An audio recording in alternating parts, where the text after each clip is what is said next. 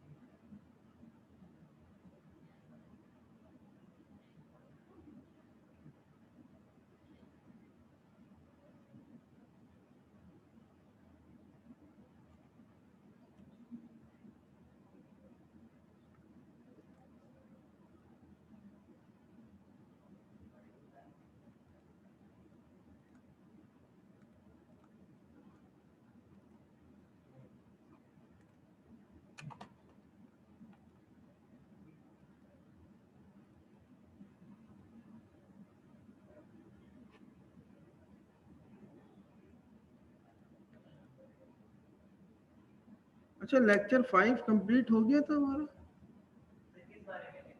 Functions, linear functions.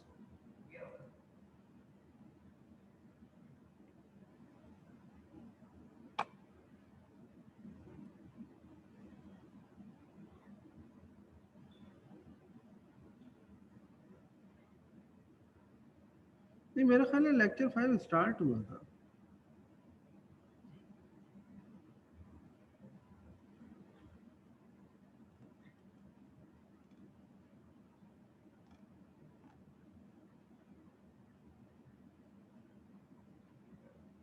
Areeba, Areeba नाम है बेटा। मैंने पूछा लेक्चर 5 कहाँ तक गया था, हमने कहाँ तक अटेम्प्ट किया था।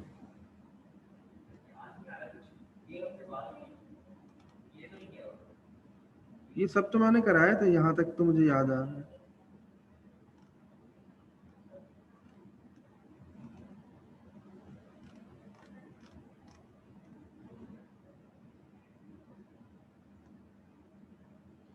जो हमारे ऑनलाइन स्टूडेंट बैठे हैं, काइंडली इनमें से कोई एक बता दे मुझे कहाँ तक हमने कंप्लीट किया। मरियम सर आप स्क्रीन शेयर करें, याद आ जाएगा हमें। अच्छा अच्छा।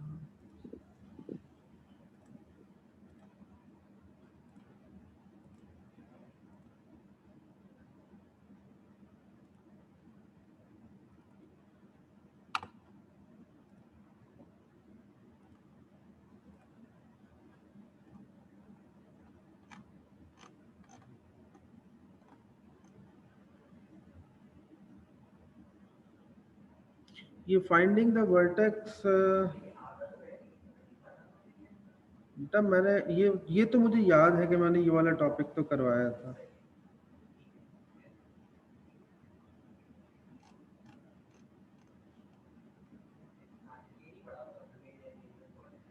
Domain and range of a quadratic function, यहाँ से नहीं।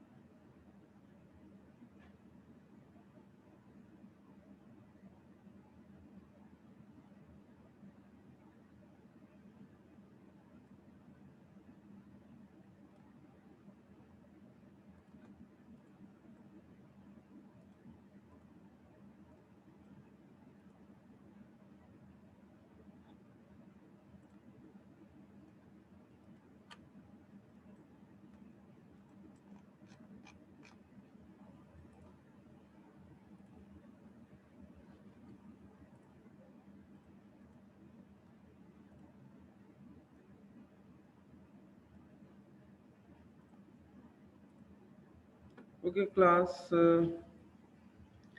let's start the polynomial function. Right now we are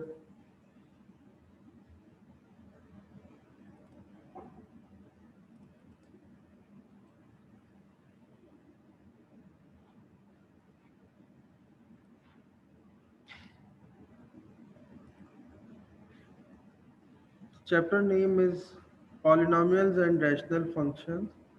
और पॉलिनॉमियल फंक्शन की हम जब भी बात करते हैं तो पॉलिनॉमियल फंक्शन में एटलीस्ट 3 टर्म्स होती हैं, ये 2 टर्म्स होती हैं, एटलीस्ट 2 टर्म्स होती हैं।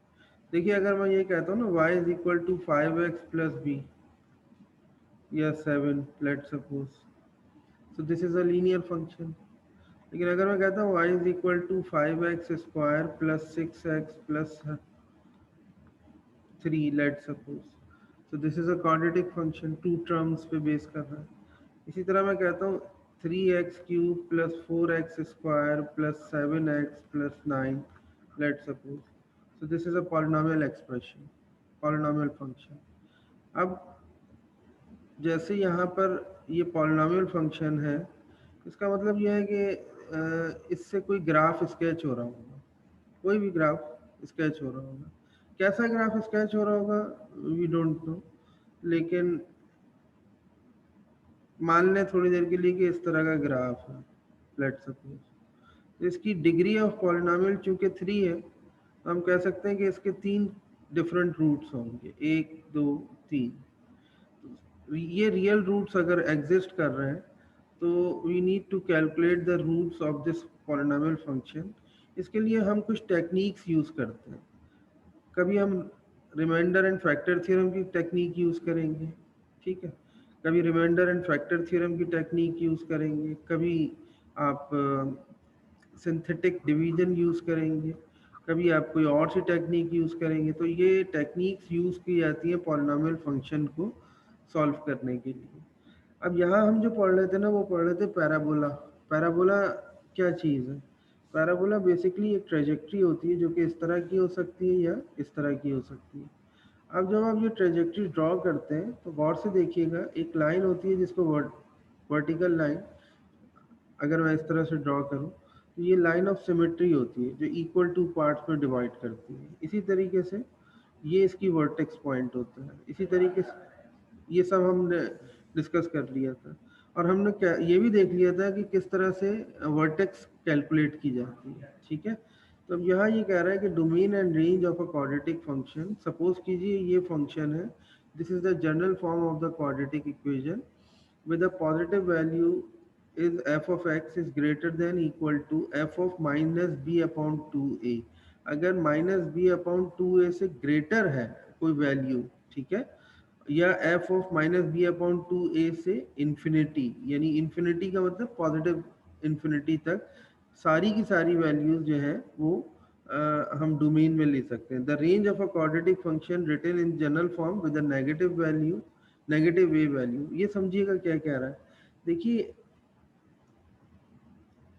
-2x² प्लस 5x प्लस 7, ये भी तो क्वाड्रेटिक फंक्शन ही है ना। फर्क सिर्फ क्या है, इसमें जो कोफिशिएंट है a वो लेस देन 0 है, ठीक है।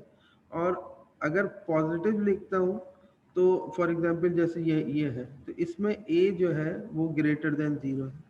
हम ये डिसाइड कर चुके हैं कि if a is greater than 0, अगर a क्या हो, 0 से ग्रेटर हो, 0 से ग्रेटर हो, तो कर्व इस शेप का होगा। और हम ये डिसाइड कर चुके हैं कि a लेसर देन 0 होगा तो कर्व इस तरह का होगा, ठीक है। तो इसमें उनकी डोमेन और रेंज डिफाइन कर रहा है कि डोमेन और रेंज इस तरह से कैलकुलेट होती हैं इनकी, ठीक है। Finding the domain and range of a quadratic function, एक क्वेश्चन देख लेते हैं उससे रिलेटेड। ये कहता है कि क्वाड्रेटिक फंक्शन है, ये रहा आपके सामने है, a क्या है, लेस देन 0 है, a इज लेस देन 0, ठीक है। a लेस देन 0 है, h is equal to minus b upon 2a के बराबर है। वर्टेक्स हमें मालूम है h is equal to minus b upon 2a के बराबर है। तो h आपने कैलकुलेट किया माइनस बी, बी क्या है आपके पास 9, तो इसका मतलब ये हो गया this is -9 divided by 2a, a का मतलब -5, that is equal to 9/10।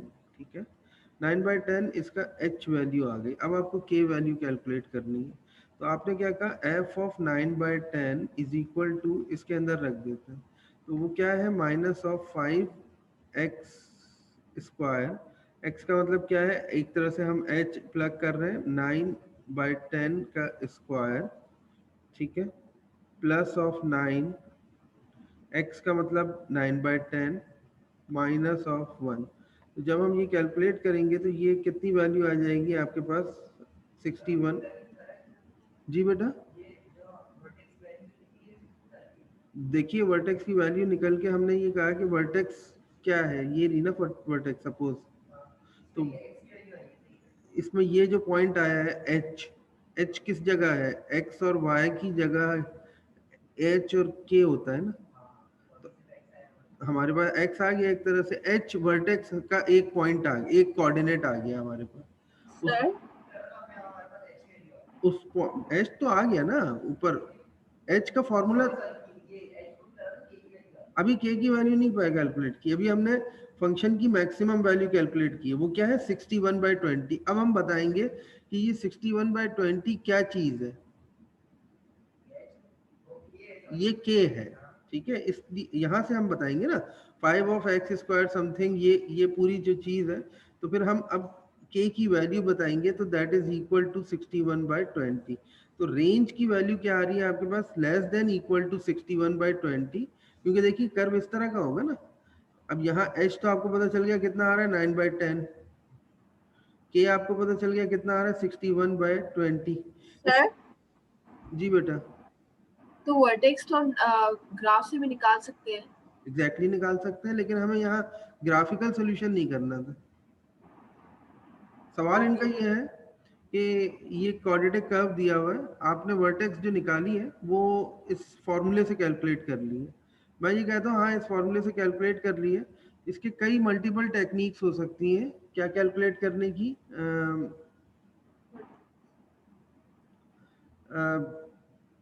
Vertex calculate करने की भी कई टेक्निक्स हो सकती हैं, और इसको हम ग्राफिकल स्केचिंग से भी कैलकुलेट कर सकते हैं। देखिए मैं आपको एक्सप्लेन कर देता हूँ। ये लिखा है -5x² + 9x - 1। ठीक है, इसको अगर हम स्केच करें तो पहले तो ये करते हैं, -5 कॉमन लेते हैं, और x² -9x और -1 को यहाँ रहने देते हैं। ठीक है, तो -5 को आपने ऐसे ही रखा, x² -9x प्लस 81/4 -81/4 और -1, लेट सपोज। पहले इसको कंप्लीटेड स्क्वायर फॉर्म में कन्वर्ट करूंगा, -5 को इससे मल्टीप्लाई करूंगा, यहाँ -1 से -1 से फिर ऐड और सब्ट्रैक्ट करूंगा। ये समझ रहे हैं ना आप मेरी बात। तो इसके बाद क्या होगा कि एच और के, वो जो फॉर्म मैंने बताई थी ना, y is equal to a times of x minus H का whole square plus of k, इससे आप क्वाड्रेटिक इक्वेशन को कंपेयर कर लेंगे, आपके पास सारे सारे कैरेक्टरिस्टिक्स आ जाएंगे। और ये लेंदी है, थोड़ा सा लेंदी हो जाता है। अगर लेकिन आपसे वो ये कह दें कि find the vertex and find the vertex of the given curve by using the completed square form, completed square form से, फिर आपको you have to work like this, इस तरह से। ठीक है, तो ये आ गई determining the maximum and minimum values of quadratic equation. Minimum और मैक्सिमम वैल्यूज का मतलब तो वही है ना, यानी मैक्सिमम वैल्यू ये रही, मिनिमम वैल्यू ये रही। ये अगर मालूम करनी है तो basically you are calculating the vertex. ठीक है, ये देखिए, ये मिनिमम वैल्यू, ये देखिए मैक्सिमम वैल्यू, ऐसा ही है ना, मिनिमम वैल्यू और मैक्सिमम वैल्यू। तो यहाँ पर उन्होंने ये बताया कि देखिए ये -1 है असल में, तो इसका ग्राफ डेफिनेटली इस तरह मैक्सिमम आएगा। ये बताया कि यहाँ देखिए +1 है, तो इसका मतलब है ग्राफ इसका यकीनन इस तरह का आएगा। एच के अगर आप देखना चाहें तो ये क्या बन रही है, 2,1, 2,1, इसकी जो वर्टेक्स है वो 2,1 है। कैसे पता चल रहा है, x में 2 प्लग कर देंगे तो 2 माइनस 2 0 हो जाएगा, 1 बचेगा, तो k की जगह 1 आ जाएगा और x की जगह 2 आ जाएगा। यहाँ वर्टेक्स देखना चाहेंगे तो ये -3 है और +4 है, ये देखिए -3 +4, ठीक है। तो ग्राफ से हम इस तरह देख सकते हैं। बेटा अभी आपने जो सवाल किए थे ना, ये उसका जवाब है। अगला क्वेश्चन देखते हैं। यहाँ एक क्वेश्चन दिया है इन्होंने,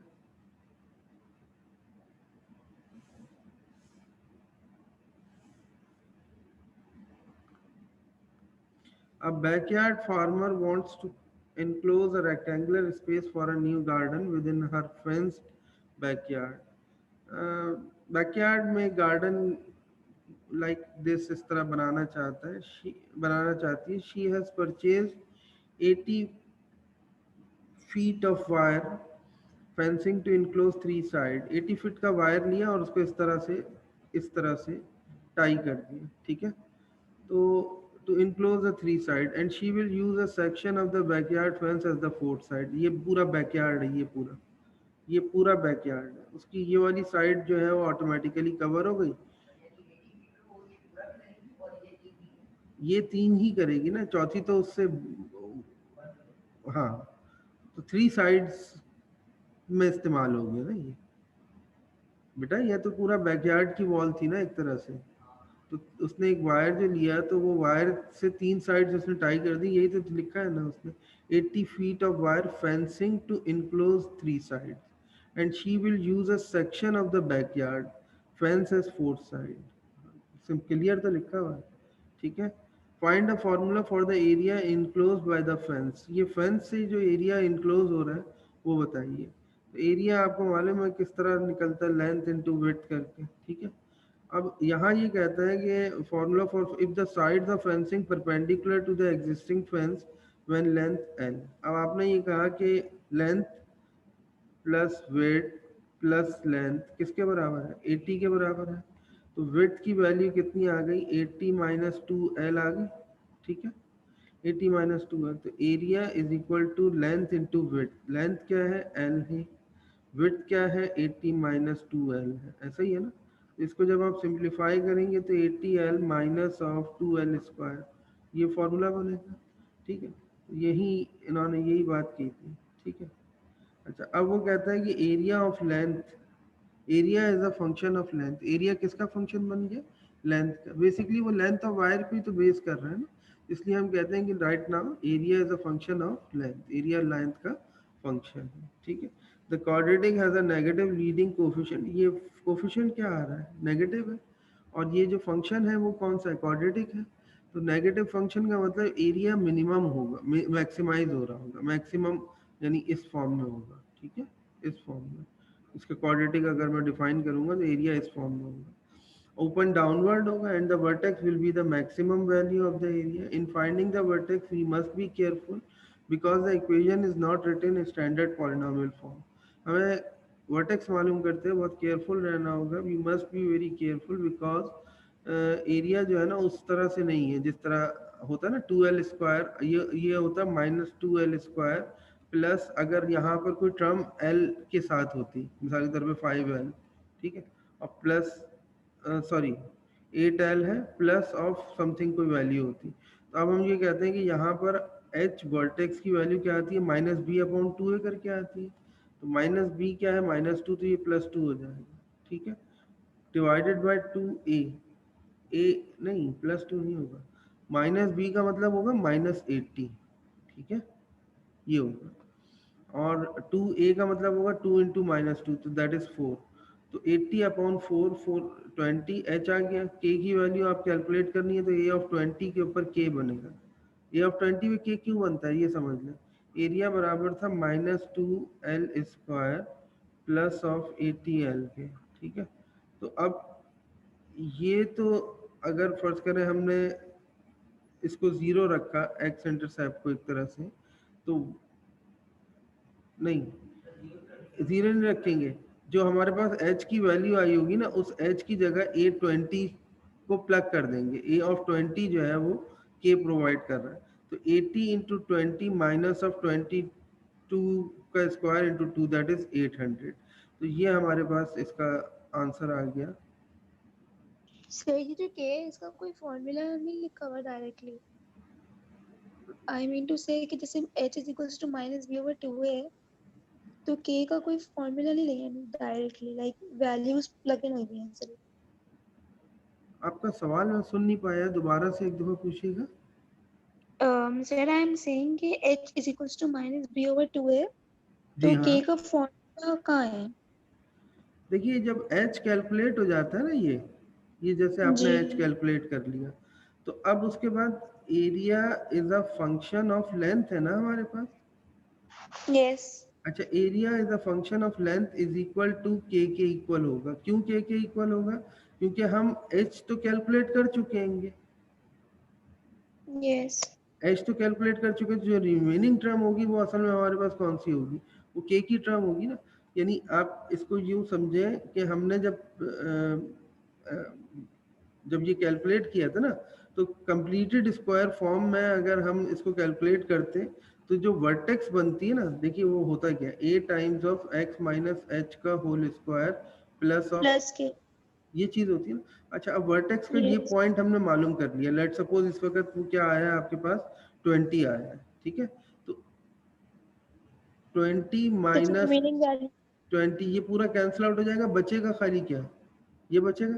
के तो ये असल में a ऑफ x अगर मैं कहता तो a of x is equal to a times of x minus H का whole square plus k a, x में 20 रख दिया तो ये पूरा फैक्टर क्या हो गया, 0 हो गया। तो a of x is equal to क्या चीज बची है हमारे पास, k। और x क्या है इस वक्त हमने खुद ही बता दिया, a of 20 is area. Equal to k। ये चीज है। अब आई बात समझ में? Yes, sir, but what I'm saying is इस क्वेश्चन में I understand के जो है वो एरिया है, लेकिन मतलब अगर पीछे एग्जाम्पल में भी के निकाला था जी तो हाँ, ये 80 B जी और हाँ, दिस 20 is H. हाँ, It's like BH minus 2 into A 2 into A, square. हाँ। Okay. तो हमेशा यही फॉर्मूला फॉलो नहीं, करते वो हैं ये या वो नॉर्मली है, ये क्वेश्चन के हिसाब फॉर्मूला। से? अच्छा, उसी के हिसाब से कैलकुलेट करेंगे, लेकिन मैं आपको कंप्लीटेड स्क्वायर फॉर्म सजेस्ट करूंगा। मैं ये सजेस्ट करूंगा कि समटाइम जब इस तरह की सिचुएशंस होती हैं तो आप इसको कंप्लीटेड स्क्वायर फॉर्म से भी कैलकुलेट कर सकते हैं, ठीक है। सही है, thank sir you. Sir X20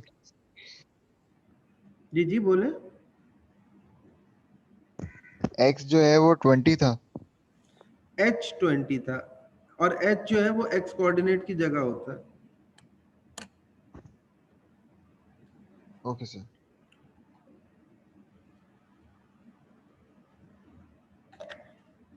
पहले भी मैं बता चुका हूँ, दोबारा बता रहा हूँ। The unit price of an item affects its supply and demand, ठीक है। That is, if the unit price goes up, the demand for the item will usually decrease. Affects its supply and demand, आपको मालूम है ना, unit price पे ही तो असल में सप्लाई और डिमांड बेस कर रही है ना। यानी यूनिट प्राइस कम होगा, सप्लाई ज़्यादा होगी, डिमांड कम होगी, सप्लाई कम होगी, डिमांड ज़्यादा होगी, और वैल्यू के ऊपर ये बेस कर रहा होगा।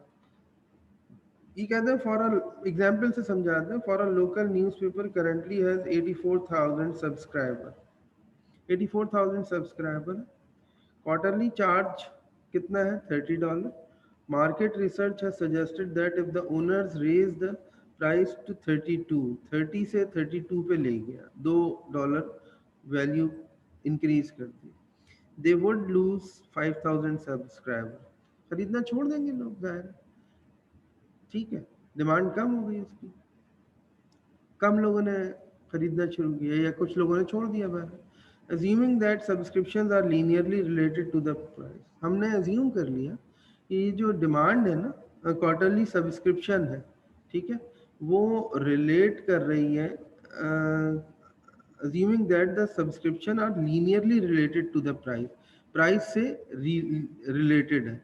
Subscription is dependent on the price, यानी अगर मैं ये कहूँ कि ये प्राइस है, ठीक है, और ये सब्सक्रिप्शन है, तो लीनियरली डिपेंडेंट है। प्राइस बढ़ता चला जाएगा, सब्सक्रिप्शन अच्छा कम होती चली जाएगी, यानी यूँ होगा, डिक्रीजिंग आना चाहिए, लीनियरली रिलेटेड, ऊपर नहीं जाएगा। प्राइस बढ़ रही है तो सब्सक्रिप्शन भी बढ़ रही है, नहीं ऐसा नहीं है, प्राइस बढ़ रही है तो सब्सक्रिप्शन कम हो रही है, ठीक है। तो नेगेटिव स्लोप होगा इसका। What price should the newspaper charge for a quarterly subscription to maximize their revenue. अब आप देखिए रेवेन्यू को मैक्सिमाइज करने का तरीका इन्होंने क्या यूज़ किया। ये कहते हैं कि P30 है, Q84,000 है। P30 एक्चुअल वैल्यू थी, ठीक है, जब पहले प्राइस थी, और 84,000 सब्सक्रिप्शन थी। अब उसके बाद क्या हुआ, प्राइस 32 की, तो न्यूज़पेपर गिर के, न्यूज़पेपर की जो सब्सक्रिप्शन है वो 5,000 गिर के नीचे आ गई। तो सेकंड वैल्यू पी की कितनी हुई, 32, और यानी $32 का ये कॉस्ट हो गई, और 79,000 पे आ गई। कहाँ से, 84,000 से। 5,000 सब्सक्राइबर लूज हो गए। For this, we can find a linear equation relating to the two quantities. The slope is m equals to y2 minus y1 over x2 minus x1, ठीक है, ऐसे ही होगा। तो अब आपने m जब कैलकुलेट किया तो दैट इज -2500, ये हमने कैलकुलेट कर लिया, इस फॉर्मूले के अंदर वैल्यूज को प्लग कर दिया। अब देखिए हमने अभी बता दिया ना आपको कि ये लीनियरली रिलेटेड होगा। तो लीनियरली रिलेटेड का मतलब q is equal to minus of 2500 is the slope of P plus of B, यही चीज होगी। अच्छा अब आप मुझे ये बताइए कि Q कितना है, कोई एक पॉइंट उठा लीजिए। तो एक पॉइंट आपने उठाया 84,000 is equal to -2500 times of P। Price क्या था, 84,000 पे 32, 84,000 पे 30 प्राइस था, 32 तो 79 पे था, ठीक है, प्लस ऑफ बी। तो बी की वैल्यू कैलकुलेट कर लेंगे आप यहाँ से। तो बी आ गया कितना, 159, 159। इसको वापस फंक्शन में प्लग करेंगे। देखिए ये इन्होंने वापस फंक्शन में प्लग किया, तो ये फंक्शन बन गया, ये फंक्शन बन गया। अच्छा अब अगर देखें मैं आपको बताऊं, relating to cost and subscriber, we now return to our revenue equation। revenue किसके बराबर होता है, price into Q, production, price into Q. तो प्राइस को पी रहने दिया आपने, क्यू की जगह ये 2500 पी और समथिंग रख दिया। तो ये रेवेन्यू का फंक्शन बन गया, और रेवेन्यू का फंक्शन क्वाड्रेटिक फंक्शन बना। तो ये क्वाड्रेटिक फंक्शन के बाद माइनस साइन ये शो कर रहा है कि ग्राफ इस तरह का बन रहा होगा, और इसकी मैक्सिमम वैल्यू होगी कोई। तो h is equal to minus b upon 2a करके कैलकुलेट होता है ना। तो माइनस बी आपके पास है ये रहा 159,000 divided by 2 times of a की जगह 2500। तो ये h की वैल्यू आ जाएगी, दैट इज इक्वल टू 31.8। तो इस तरह से हम रियल वर्ल्ड प्रॉब्लम्स को सॉल्व करते हैं। फिर हमने k की वैल्यू कैलकुलेट कर ली, मैक्सिमम रेवेन्यू आ गया आपके पास। इस तरह से हम रियल वर्ल्ड प्रॉब्लम्स को in terms of quadratic equation generalize करते हैं और उसके सॉल्यूशंस कैलकुलेट करते हैं। आपको बस ये मालूम होना चाहिए कि कब आप मैक्सिमम वैल्यू स्केच होगी, कब मिनिमम वैल्यू स्केच होगी, ग्राफ का शेप कैसा होगा, सिमेट्री कहाँ बनेगी, ये चीज़ें आपको मालूम होनी चाहिए, ठीक है। इसके बाद तेजी से हम गो थ्रू करते हैं इस क्वेश्चन की तरफ।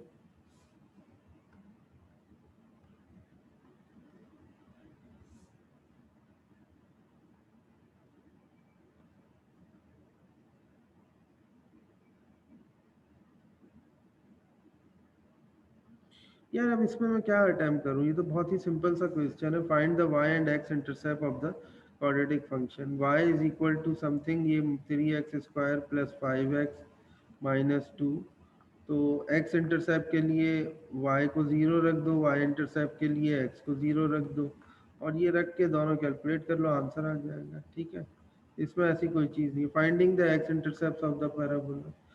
एक्स इंटरसेप्ट के लिए y को 0 रखा, इसको सिंप्लीफाई करो। सिंप्लीफाई करने के बाद इन्होंने क्या किया, h और k कैलकुलेट किया है b अपॉन 2a से, और k ऑफ f माइनस 1 रख के। तो h और k कैलकुलेट हो गया, और उसके बाद हम ये कहते हैं कि 0 रखा y में, और 2 टाइम्स ऑफ x प्लस 1 का होल स्क्वायर माइनस 6। तो इसके ये रूट्स मालूम कर लिए इन्होंने। ये रूट्स बता रहे हैं कि ये जो कर्व है ये इसके रियल रूट्स आ रहे हैं, रियल रूट्स आ रहे हैं x is equal to -1 plus minus square root 3, और ये सिचुएशन बन रही है हमारे पास, ठीक है। इसी तरह से ये दो रूट्स आ गए इसके, और एक वैल्यू y की 0 उस पर ये रूट है, और एक वैल्यू y की 0 और उस पर -1 प्लस √3 है। ठीक है, नेक्स्ट क्वेश्चन पे आते हैं। यहाँ ये कहते हैं कि अच्छा हाँ, इसको स्केच करेंगे तो इस तरह से स्केच कर देंगे।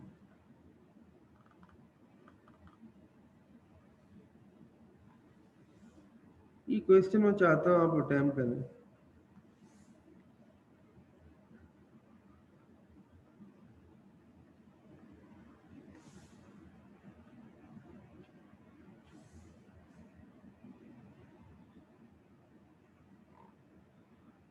ये क्वेश्चन मैंने आपके सामने रखा है, मैं चाहता हूँ आप इसको अटेम्प्ट करें।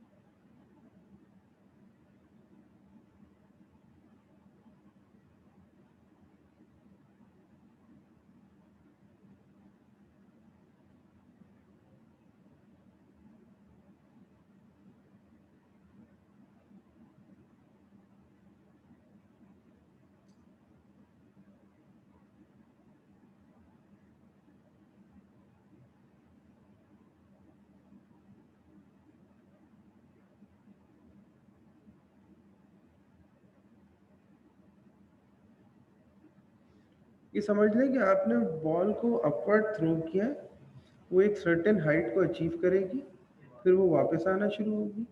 तो जो पाथ बन रहा है वो पाथ मैक्सिमा तक गया और फिर मिनिमा तक आया। इसीलिए देखिए ए कोफिशिएंट -16 है, that is less than 0, A is less than 0, तो curve will be the maximum, curve maximum होगा। ये कहते हैं when does the ball reach the maximum height, maximum height पे बॉल कब पहुंचेगी।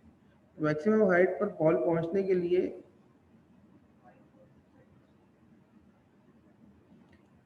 अब आप सोचेंगे क्या होना चाहिए।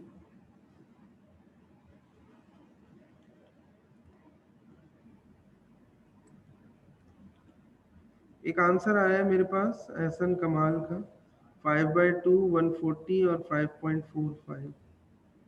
ये क्या दे रहे हो, 3 कोऑर्डिनेट्स में आंसर दे रहे हो। सर ये पार्ट ए बी सी है।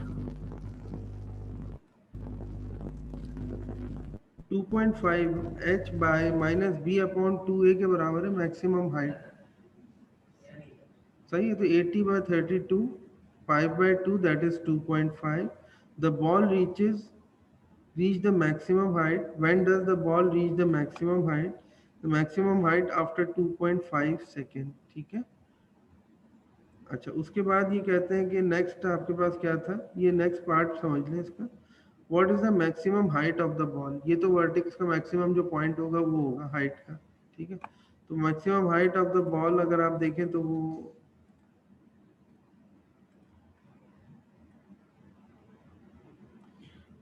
k is equals to h of b minus 2 है, h of 2.5 रख के कैलकुलेट कर लेंगे, दैट इज 140। तो k ही असल में हाइट होगी ना, इसको अगर देखा जाए तो the ball reaches a maximum height of 140 feet. तीसरे में उसने कहा था बॉल वापस कब हिट करेगी, यानी ऊपर गई, मैक्सिमम हाइट अचीव हुई, और मैक्सिमम हाइट अचीव होने के बाद वो वापस नीचे की तरफ आई, तो वो कब हिट करेगी। तो टाइम अगर हमें मालूम करना है तो h of t is equal to 0, h of t 0 रख रहेंगे हम। असल में फॉर्मूला लगाने के बजाय तुम फैक्टराइज भी कर सकते हो, लेकिन फैक्टराइज शायद हो नहीं रहा होगा, इसलिए उन्होंने क्वाड्रेटिक फॉर्मूला अप्लाई किया होगा। तो एच ऑफ टी जाहिर है 0 के बराबर आ रहा है, जहां पर वापस आएगा तो हाइट फंक्शन क्या हो जाएगा, 0 हो जाएगा ना। जब वो बॉल आके हिट करेगी ग्राउंड को तो हाइट कितनी होगी उस वक्त, कैंसिल आउट हो जाएगी, 0 हो जाएगी हाइट। तो हम ये कहते हैं h of t is equal to 0, तो टी की जगह क्वाड्रेटिक फार्मूला अप्लाई कर दिया, तो the final answer is T something minus 0.458। अब ये माइनस तो टाइम हो नहीं सकता, टाइम तो माइनस हो नहीं सकता, टाइम होगा प्लस में, तो 5.458, this is the required time. इतना टाइम लेगी वो वापस हिट करने में, ठीक है। सर बी सर वापस आप से एक बता बार सकते एक्सप्लेन कर दें प्लीज।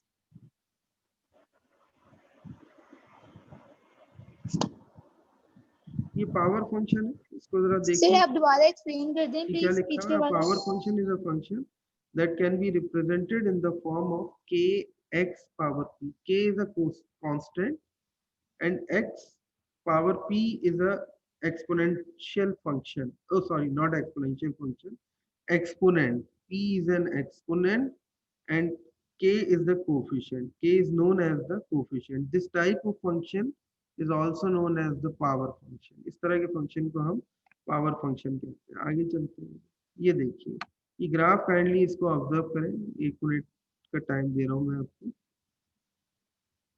ये ग्राफ ऑब्जर्व कर लें, इसकी डोमेन ऑब्जर्व कर लें, 1 मिनट का टाइम दे रहा हूँ।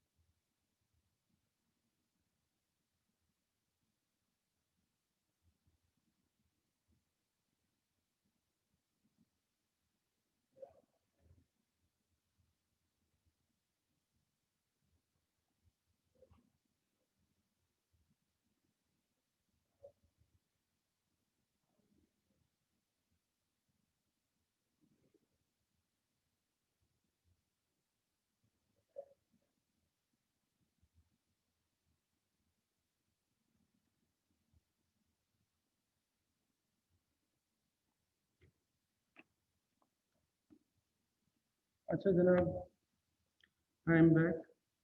ये क्वेश्चन, ये कुछ प्रॉपर्टीज थी।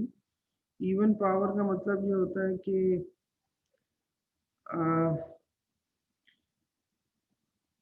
x approach to minus infinity, f of x approach to positive infinity. यानी देखिए माइनस इंफिनिटी को जब अप्रोच करेगा तो y में positive infinity, x approach two plus infinity तब भी ये पॉजिटिव इंफिनिटी की तरफ जाएंगे, यानी इस तरह से अपवर्ड टाइप का ना। और यहाँ ये कहता है कि ये ऑड पावर में इस तरह से होगा, यानी x अप्रोच करेगा नेगेटिव इंफिनिटी की तरफ, जैसे जैसे आप इस तरफ चलते हो जाएंगे इस तरह से, तो ये आप नीचे की तरफ जाते जाएंगे।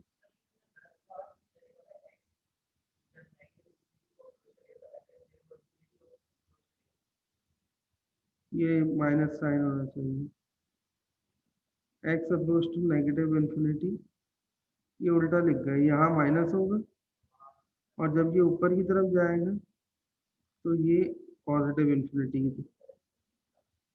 नहीं पूरा क्यों गलत होगा, यहाँ तो ठीक है ना, यहाँ तो ठीक।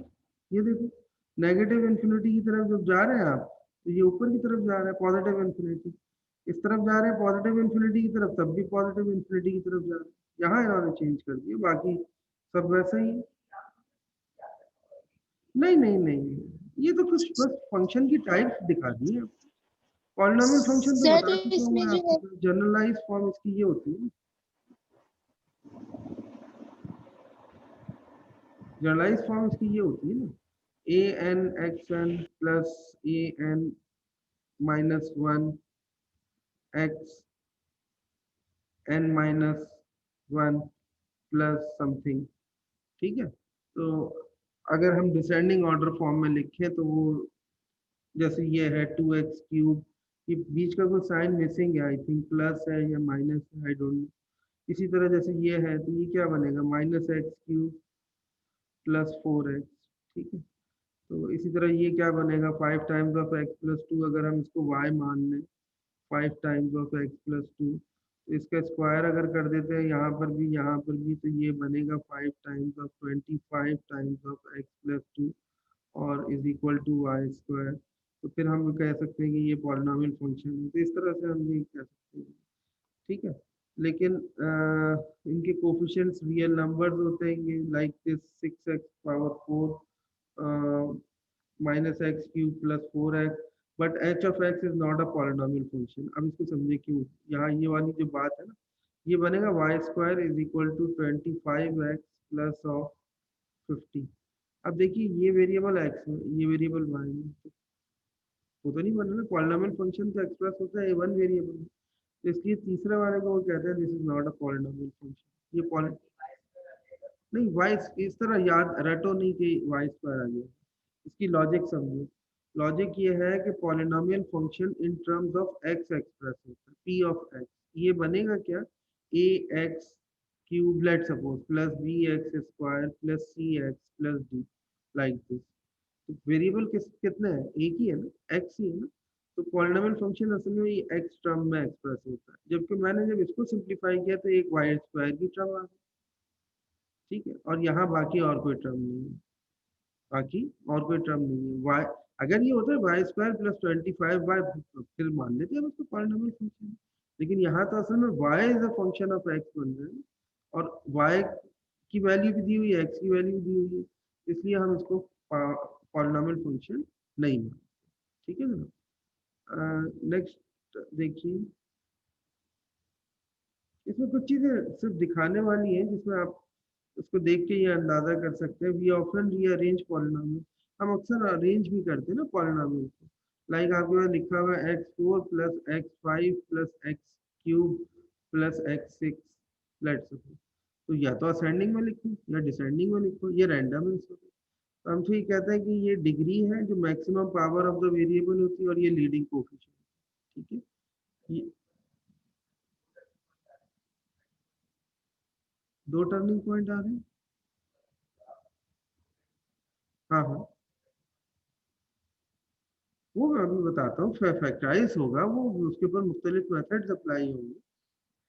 लीडिंग कोफिशिएंट, लीडिंग टर्म आपके पास ये वाली है, ये सबसे लीडिंग टर्म है। लीडिंग कोफिशिएंट याद रखना, बार बार एक टर्म यूज कर रहा हूँ, I am using the term continuously, that is leading term, ठीक है।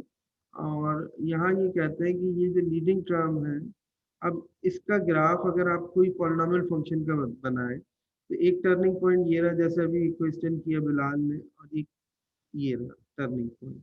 ये मैक्सिमम टर्निंग पॉइंट है, ये मिनिमम टर्निंग पॉइंट है। जिन पॉइंट्स पर ये एक्स एक्सिस को इंटरसेक्ट कर रहा है वो इसके एक्स इंटरसेप्ट है, और वाई में जिस पॉइंट पे इंटरसेक्ट कर रहा है वो वाई इंटरसेप्ट है। अभी तो सिर्फ उन्होंने ये बताया। अब सवाल ये है बिलाल का कि टर्निंग पॉइंट हम कैसे कैलकुलेट करेंगे। टर्निंग पॉइंट हम कैलकुलेट करते हैं इसके मैक्सिमा और मिनिमा को कैलकुलेट करके, ठीक है।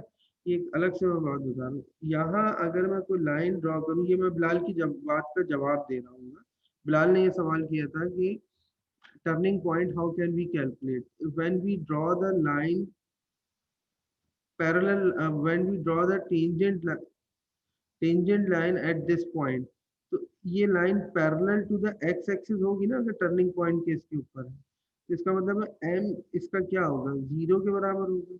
एम का मतलब होता है d y by d x, तो हम इसका डेरिवेटिव कैलकुलेट करेंगे, उसको 0 से इक्वेट कराएंगे और फिर उससे टर्निंग पॉइंट मालूम करेंगे। तो इसके लिए एक नई टर्म इंट्रोड्यूस करनी है डिफरेंशिएशन की, जो कैलकुलस का टॉपिक है और बहुत इंपॉर्टेंट टॉपिक है। और यकीनन आप सारे जितने स्टूडेंट हैं उन्होंने किसी एक सर्टेन लेवल तक डिफरेंशिएशन को थोड़ा सा स्टडी किया होगा, ठीक है। तो अभी हम फिलहाल इसकी तरफ नहीं जा रहे हैं, इंटरसेप्ट एंड टर्निंग पॉइंट्स नहीं जा रहे, डिफरेंशिएशन की टर्म में नहीं है। Differentiation is not the part of our course. Intercepts and turning points of a polynomial function. A turning point of a graph is a point at which the graph changes.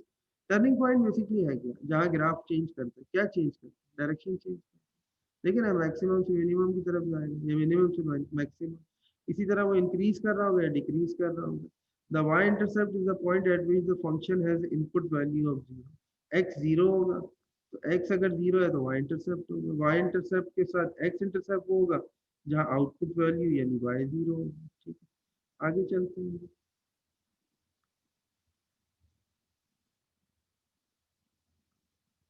Determine the intercepts of a polynomial function with factorising. इसको factorise करो।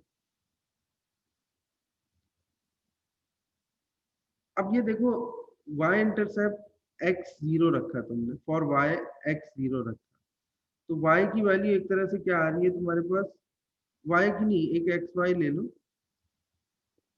x 0 रख के y -45 आ रहा है, ये रहा, ठीक है, ये रहा। अब वो कहता है कि आउटपुट को 0 रखो। क्या आउटपुट 0 है, y 0 है ना, बेसिकली y आउटपुट है, x इनपुट। तो x4 -4x स्क्वायर -45 बेसिकली 0 के बराबर आता है, ठीक है। अब तुम्हें फैक्टराइज करना है, क्या करना है, अब फैक्टराइज करना है। गौर से देखो फैक्टराइज करने का क्या मतलब होगा। मैं ये कहता हूं कि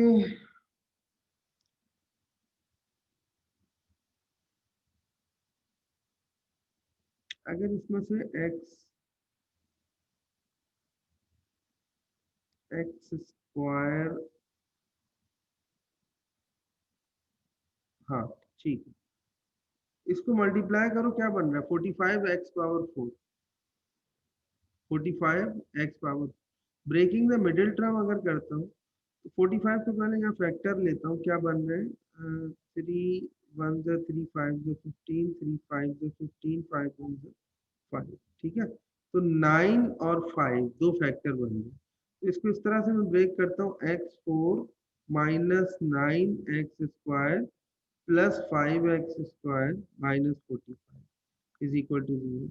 एक्स स्क्वायर कॉमन लेता हूँ, एक्स स्क्वायर -9 प्लस 5 कॉमन लेता हूँ, एक्स स्क्वायर -9, ठीक है। तो एक्स स्क्वायर -9 और एक्स स्क्वायर प्लस 5 और the factor is equal to 0। X की एक वैल्यू आ गई +3 -3 और एक्स की एक वैल्यू आ गई प्लस माइनस आयोटा √5। या अगर x की वैल्यू निकालो और वो कहता है this is no real solution, ये वाली वैल्यू तो रियल सोल्यूशन नहीं है ना, इमेजिनरी वैल्यू है, ठीक है।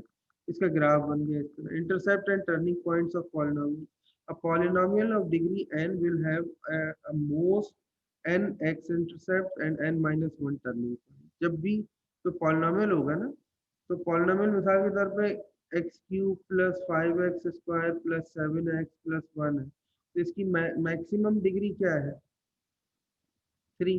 तो इसके रूट्स या रियल इंटरसेप्ट जो आएंगे वो कितने आएंगे? 3 आएंगे, लेकिन इसके जो टर्निंग पॉइंट होंगे वो लेस देन 1 होंगे, डिग्री लेस देन 1 डिग्री होंगे, यानी 2 टर्निंग पॉइंट होंगे। ठीक है, इसके बाद ये कहते हैं कि पेज नंबर 12 पे हम देखते हैं एक छोटा सा थ्योरम है, इंटरमीडिएट वैल्यू थ्योरम, और उसमें वो कहते हैं कि f of a is negative and f of b is positive। अगर f of a पर वैल्यू नेगेटिव है और f of b पर पॉजिटिव है, तो इसके बीच में एक वैल्यू होगी f of c, जहां वैल्यू क्या होगी? 0। कॉमन सेंस है, देखो मेरी बात सुनो, ये ग्राफ है, इसमें तुमने एक पॉइंट, ये ग्राफ है, तुमने इसके अंदर ये बनाया, ठीक है, तो ये इस पॉइंट पर फॉर एग्जांपल a पर वैल्यू क्या आ रही है? नेगेटिव आ रही है, ये बनाया। सी पर वैल्यू क्या आ रही है? पॉजिटिव आ रही है। तो यहाँ सॉरी बी पर, ठीक है, तो बीच में वो कहता है कि सी एक पॉइंट होगा जहां वो एफ ऑफ सी क्या आ रहा होगा? 0 आ रहा होगा, क्योंकि ए पे नेगेटिव है, बी पे पॉजिटिव है, तो इसलिए हम ये कह सकते हैं कि एफ ऑफ सी एक पॉइंट जरूर एग्जिस्ट कर रहा होगा इसके बीच में, अगर कर्व कंटिन्यूस है और जहां वो 0 के बराबर होगा। ठीक है, इस थ्योरम को कहते हैं इंटरमीडिएट वैल्यू थ्योरम। ठीक है, अब ये कहते हैं, ये देखिए सॉल्व द फंक्शन, ये फंक्शन है, इसको सॉल्व कीजिए। एट लीस्ट 2 रियल जीरो, इसके 2 रियल जीरोस है, किसके दरमियान? एक 1 के दरमियान और एक 4 के दरमियान, यानी 1 और 4 पे के बीच में 2 रियल जीरोस होंगे, 2 एक्स इंटरसेप्ट होंगे एक तरह से। तो आपसे ये कहता है कि 1 अगर मैं रखता हूँ यहाँ पर, तो 1 minus 5 plus 3 plus 6, 1 minus 5 plus 3 plus 6, ये 9 प्लस 1 10 माइनस 5, तो 1 पर वैल्यू क्या आ रही है? 5 आ रही है। 2 रखें तो 0 आ रही है, 3 रखें तो माइनस 3 आ रही है, और 4 रखेंगे तो 2 है। ठीक है, ये इस इक्वेशन के अंदर मैंने 1 से लेके 4 तक वैल्यूज प्लग कर, तो उसने क्या कहा था? Has at least 2 real zeros between x1 and x4। तो at x is equal to 2 के ऊपर क्या चीज आ रही है? y0 आ रहा है ना, f of x, y0 आ रहा है। ठीक है, इसी तरह ये कहता है f of 3 is negative and f of 4 is positive. तो इंटरमीडिएट वैल्यू थ्योरम के according there must be at least 1 real zero between 3 and 4। 1 और 3 के दरमियान एक इंटरसेप्ट आ गया, और 3 और 4 के दरमियान, क्योंकि 3 पर नेगेटिव है 4 पर पॉजिटिव है। देखिए मेरी बात समझिएगा, इस क्वेश्चन हुआ क्या है, आपने 2 रखा तो 2 पर इंटरसेप्ट 0 आ रहा है, y0 आ रहा है, एक तो प्रूफ हो गया ना। अब कहता है 3 पर वैल्यू क्या आ रही है? नेगेटिव आ रही है ना, और 4 पर वैल्यू क्या आ रही है? पॉजिटिव आ रही है। तो इंटरमीडिएट वैल्यू थ्योरम में अभी हमने क्या पढ़ा कि अगर एक रूट नेगेटिव, एक वैल्यू नेगेटिव हो और एक वैल्यू पॉजिटिव हो, तो इनके बीच में एक वैल्यू ऐसी लाई कर रही होगी, 0। आप उस फंक्शन की का रियल इंटरसेप्ट होगा, और वैल्यू जो है वो आपके पास 0 के बराबर होगी। इंटरमीडिएट वैल्यू थ्योरम, यानी वो कहता है कि सिर्फ वो वैल्यू 3 मालूम कैलकुलेट कैसे करोगे करेंगे? और वो पॉजिटिव आ रहा है, f4 मालूम करोगे वो नेगेटिव आ रहा है, तो वो नेगेटिव आ रहा है, तो इसके बीच में एक रियल जीरो होगा, तो एक रियल जीरो हमें इसके बीच से मिल गया और एक यहाँ से नजर आ रहा है, तो 2 रियल आ जाएंगे। लेकिन सिर्फ हम वैल्यू कौन सी इंटरमीडिएट वैल्यू होगी? थ्योरम यूज f3 और f4 के बीच में? पढ़ाया है, तुम्हें बताया है इंटरमीडिएट वैल्यू थ्योरम, तो उसका यूज होना चाहिए। नहीं, 3.5 पे मतलब किस उसके बाद हम कैलकुलेट देखेंगे कैसे? Local and global extrema. Local extrema देखो, ये समझिए, ये पॉइंट मिनिमम है, इसको लोकल मिनिमम कहते हैं। ये पॉइंट भी मिनिमम है, लेकिन इसको ग्लोबल मिनिमम कहते हैं, क्योंकि ये सबसे हाईएस्ट पॉइंट। इसको आमतौर पे एब्सोल्यूट मैक्सिमम या एब्सोल्यूट मिनिमम भी कहते हैं।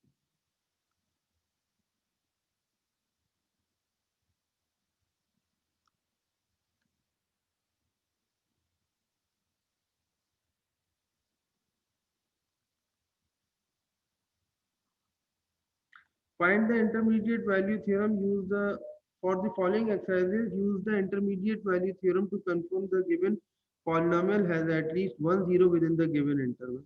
-4 इसमें रखो और चेक करो. -64 minus of 9 into 4 minus 2.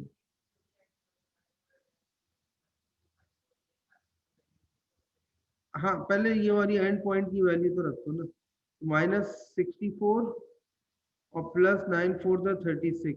ये आंसर जो भी आ रहा है वो नेगेटिव आ रहा है. नेगेटिव आ रहा है ना. उसके बाद -2 रखो, तो -2 का cube -8 +9 2 18. Sorry 18 -8 that is equal to 10. ये वैल्यू क्या आ रही है? पॉजिटिव आ रही है. ये वैल्यू क्या आ रही है? नेगेटिव आ रही है. Intermediate value theorem states that if one value is positive and one value is negative, it means there exists a simple number c between a and b. तो इसका मतलब ये हुआ कि इंटरमीडिएट. तो फिर कैलकुलेट कर लेना. f of c is equal to 0 रख के c की इक्वेशन मालूम कर लीजिए. हाँ, c क्यूब -9c को फैक्टराइज करो. 9x है ना, x की जगह c आ जाएगा. Is equal to 0. c square common ले लो, c कॉमन ले लो, c स्क्वायर -9 आ जाएगा. c is equal to 0, c is equal c 0 c 3 c -3. अब सिर्फ वो वैल्यू कंसीडर करना जो कि -4 और 2 के बीच में. -3 भी उसके बीच में, 3 उसके बीच में नहीं और 2 0 उसके बीच में. ये वैल्यू डिस्कार्ड हो जाएगी, ये वैल्यू डिस्कार्ड हो जाएगी, सिर्फ ये वैल्यू. समझ में आई बात? 3 वैल्यूज आ रही है हालांकि, लेकिन मसला ये है कि वो 2 वैल्यूज उस इंटरवल से बाहर है जो तुम्हें दिया. ठीक है. डिवीजन एल्गोरिथम क्या होता है जनाब, देख लेते हैं. The division algorithm states that given a polynomial dividend f of x and a non-zero polynomial divisor d of x. यानी एक डिविडेंड है, एक divisor, where the degree of d of x is less than or equal the degree of f of x. ठीक है. तो degree of d of x, divisor की degree हमेशा छोटी होगी या ज्यादा बराबर होगी किसके बराबर? Degree of f of x, function की डिग्री के. ठीक है. There exist unique polynomials q of x and r of x such that इस तरह की f of x is equal to d of x, q of x plus r of x. ठीक है. Divisor quotient plus remainder, divisor quotient plus remainder, divisor quotient plus remainder, इस तरह याद है function. यानी dividend is equal to divisor multiply by quotient plus remainder. ठीक है. ये कहता है कि in this case if r of x remainder 0 है तो डिवाइजर डिवाइड करेगा कंप्लीटली एक तरह से evenly into f of x. This means that in this case divisor and quotient are the factors of f of x. बहुत simple सा है. इस क्वेश्चन को देख लेते हैं. ये कहता है कि 5x square plus 3x minus 2 is the divided. ये फंक्शन है, एक तरह से डिवाइड हो रहा है by x plus 1. x plus 1 से डिवाइड किया. ये simple long term division use किया हमने.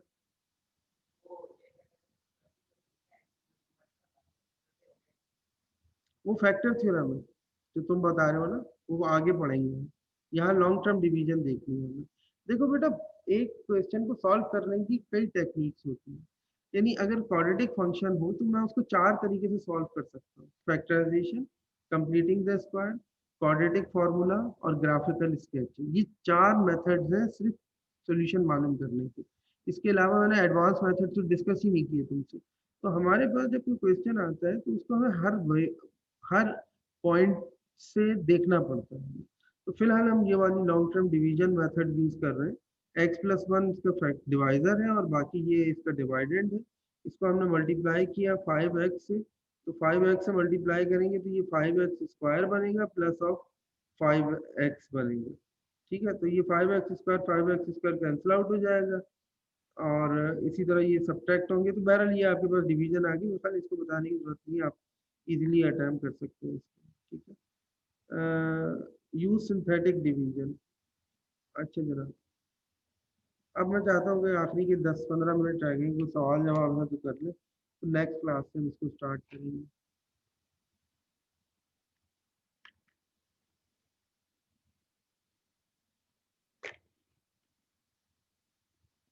हमारे जो ऑनलाइन स्टूडेंट्स बैठे हैं बेटा, अगर आप लोगों की कोई क्वेरी है, कोई सवाल है तो काइंडली पूछ लीजिए।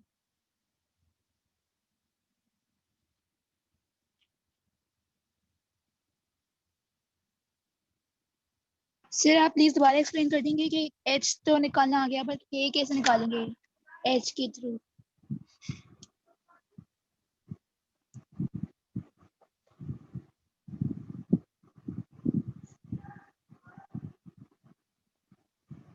सर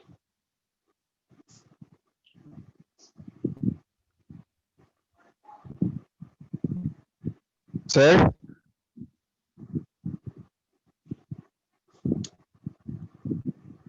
माहम सलमान कुछ कहना चाह रही है बेटा, आप कुछ कह रही हैं तो बताइए, आपकी आवाज़ नहीं आ रही है। Yes sir, I am saying कि आप के दोबारा निकालना एक्सप्लेन कर देंगे एच के थ्रू। एच समझ आ गया बट के नहीं आ रहा समझ। माहम आपकी आवाज़ नहीं आ रही। I will type it.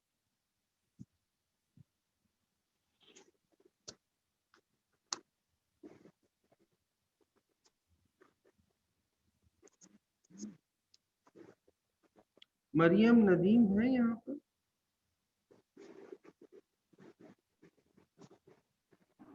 Yes, sir.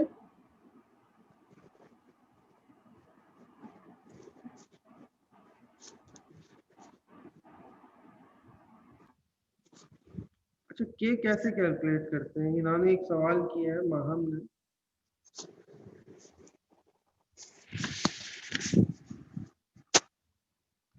Yes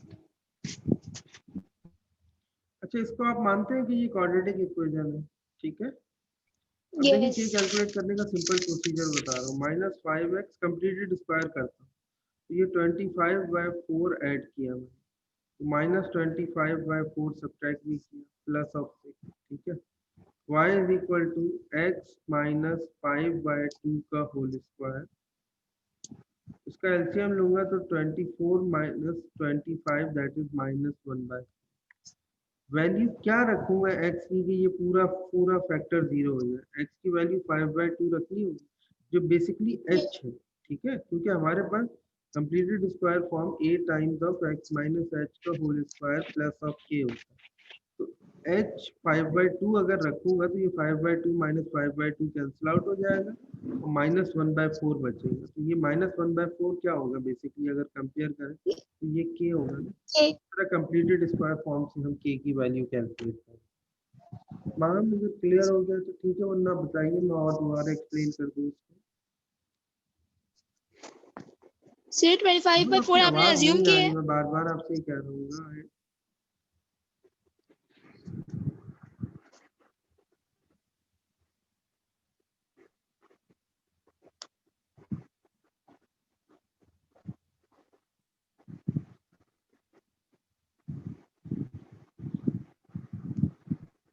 25/4 assume नहीं किया बेटा, कंप्लीटेड स्क्वायर फॉर्म के लिए हम कंप्लीटिंग स्क्वायर फॉर्म करते हैं, तो उसके लिए हम ऐड भी करते हैं 25/4 और सब्ट्रैक्ट भी करते हैं। ये फॉर्मूला होता है सर।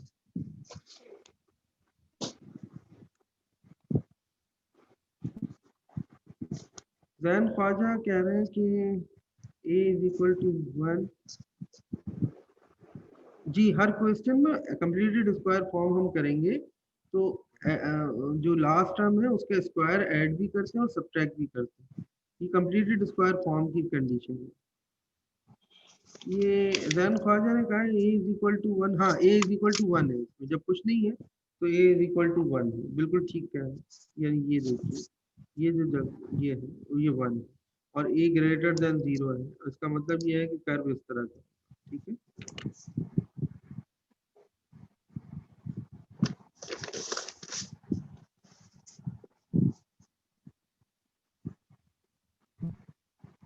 अच्छा, ये सिंथेटिक डिवीजन हम इंशाल्लाह नेक्स्ट क्लास से स्टार्ट करेंगे और जल्दी ही इसको एंड कर लेंगे, ठीक है? कल मोस्ट प्रोबेबली मैं ये कंप्लीट करा दूंगा इंशाल्लाह। ओके क्लास, ऑनलाइन हमारे स्टूडेंट जो है वो भी, अल्लाह हाफिज।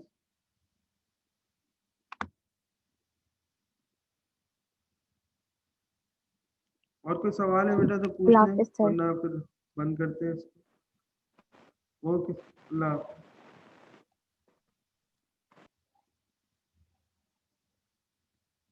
किसका असाइनमेंट?